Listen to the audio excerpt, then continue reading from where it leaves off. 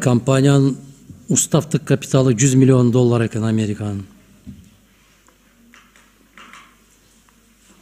1 миллиард 200 миллион долларга чейин инвестиция тартуу каралып атыптыр. Программаңар барбы? Бул жерде Алахан Кимсанбаевич на перспективу 1,2 миллиарда есть другие. Азыр билбейсиңер каяка жумшайсыңар. Пока не отработаны внутренние нормативные документы, инвестиционная политика, кредитная политика. Ошону жасап алып туруп анан сурабайсыңар бакчаны. Это должны делать органы правления, совет директоров после регистрации, когда будут уже отобраны члены совета, члены правления, они будут формировать уже внутренние все документы. Сейчас есть общая договоренность по капитализации, по финансированию, по созданию совместных. Кыргызча билесизби? Билебиз, бирок кичине кыйналам. Начинается. Я.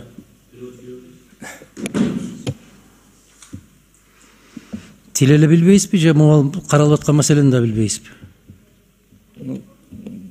Здесь, Алахан Кимсанбаевич, немного терминологии, я не могу свободно изъясняться, да? Төлөнгөн капитал компаниянын баштапкы түзүлүшү үчүн Кыргызстан эки тарап 5%-ын түзөт экен да. Кыргызстан азыр мамлекеттин куржунунан 2,5 миллион доллар төлөйт экен. Уставтык капиталга. Кайдан аласыңар аны? Первоначальный капитал в размере 2,5 миллиона долларов будет финансироваться из бюджета, уже предусмотрено. Бюджетте бар ошол каражат? Они предусмотрены, да. Кайсы жерде? Кайсы статьяда? У Министерства финансов предусмотрено, мы заключение получаем. Биз жогорку кеңеш бекитип берген бюджеттин кайсы статьясында каралган ушул акча? При внесении, наверное, внесении изменений в... Качан? В июне. Майдабы, июньдабы? Май, июнь, наверное, да. Келет? Да. Биз андан 4 айдан кийин келет деп азыр добуш беребиз. Ошондойбу? Министерство финансов может подтвердить, но у нас есть положительное заключение Министерства финансов. И этот документ, он проходил в комитете... Мындай деген сөз да? Алахан Кимсанбаевич. Силер азыр добуш берип кое бергиле. Бирок биз өзгөртүүлөрдү июньда алып келебиз деп атат да бул жигит. Алахан Кимсанбаевич. Кимге? Руслан азыр ушундай башты айландырат? 5 мүнөттүн ичинде. Алахан Кимсанбаевич. Алахан Кимсанбаевич, саламатсызбы? Сунуш берем, азыр дагы 1-2 суроолор берип туруп. Алахан Кимсанбаевич, уруксат берсеңиздер.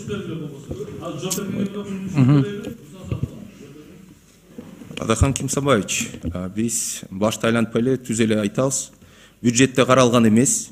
Азыркы 2023 жылга бирок ошо өзгөртүүлөрдү бюджетке киргизип атканда 2,5 миллион каралат. Биринчи өзгөртүү киргизилип туруп, анан кийин бөлүнөбү же бөлүп алып туруп, анан өзгөртүү киргизесиз? Алахан Кимсанбаевич, бул боюнча концепция деп атат. Азыр концепциялык бул фондду түзүш керек.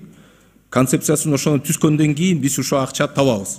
Жок, кечирип койгула. Бүт баардык нерсени биз кепилдик берип атабыз финансы министрлиги. Руслан иним, шымды буту тарабынан кийет да, башынан кийбейт. Шымды бут тараптан кийет. А силер айтып аткан сунуш бул. Шымды башыңардан кийгиле деп атасыңар. Андай болбойт. Мына республикалык бюджеттен 2,5 миллион акш долларын төлөөнү караштырат. Мен ошон үчүн суроо бердим мен. Жогорку кеңеш бекитип берген бюджеттен бөлөсүңөрбү же өзүңөрдүн бюджетиңер бар башка? Алахан Кимсанбаевич, проект соглашения до подписания проходил соответствующие процедуры. Ал башка маселе. Буга тиешеси жок. Есть комитет, решение комитета. Дагы бул жерде жазып атасыңар. Макулдашууда уставтык капиталдын калган 47,5 миллион акш долларын ошол эле Абу-Даби тараптан берип аткан фонддун эсебинен Кыргызстан киргизет экен. Бул дагы кредит болуп атпайбы? Натыйжада биздин кредитибиз 100 миллион доллар болуп атпайбы? Могу жерде кесиптештер айтып аткан жанагы кичине жерине кыстарып койгон нерсеңерди таба турган деңгээлге келип депутаттар ушул маселени карашыбыз керек да. Кредит 50 миллион болуп атат. Ошону менен 47,5 миллионун дагы Абу-Даби төлөп атат. Натыйжада Кыргызстан 100 миллион. Ал калай бир кыргыз эл карыздардын койнунда деген ким менен кетип бартабыз.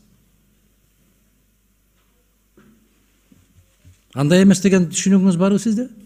Алахан Кимсанбаевич, это вариативные решения по дальнейшей капитализации. То есть это опции, которые потом будут уже обсуждаться с арабской стороной. Но это в данном соглашении мы пока не рассматриваем вопрос привлечения кредитных ресурсов.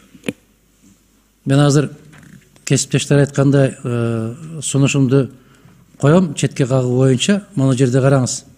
Мыйзам долбооруна министрликтердин баардык сын пикирлери жана сунуштары эске алынды. Кайсы министрлик берди? Кайсы министрлик эмне деген сын пикир берди? Ну, это стандартная процедура, Адахан Кимсабаевич. Калп сүйлөгөнүңөрдүн стандарты ушул. Нет, мы получили все соответствующие заключения. Кайсы министрден эмне деген сунуш алдыңар? Все министерства юстиции, Министерство финансов, Үчөөүн айтыңыз. Министерство иностранных дел. Үчөөүн айтыңыз. Министерство финансов, Министерство Эмне иностранных деген дел. сунуш Министерство- берди алар? Нет, в целом заключение есть, Эмне деп беришти?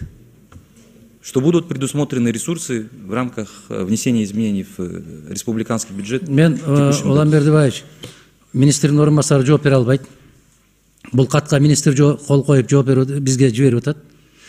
Баардык министрдин сын пикирлери, министрликтердин сын пикирлери эске алынды дейт. Бирөөсүн да атай албайт. Экинчиден, Возражений не было, Адахан Кимсамбаевич, по согласованию. эске алынды деп атпайбы? Министр туура айтып атабы? Мына жазып атат, министриң жазып атат сен. Министриң жазып атат, мен окуп атам мына. Адахан Кимсамбаевич, это редакционные были моменты, то есть не Стандартное принципиального- вранье, да, вот не основное. принципиального характера, замечания, предложения, не принципиального характера, которые были внесены в Это для вас не принципиального характера. А для депутатов каждый голос, каждое доверие – это архипринципиальное. Потому что не вы будете выплачивать. Наши избиратели будут платить. Соңында айтам, коррупциялык кесепеттерге алып келбейт экен мыйзам. Бизде кредиттин бүт баары коррупция менен өтөт да.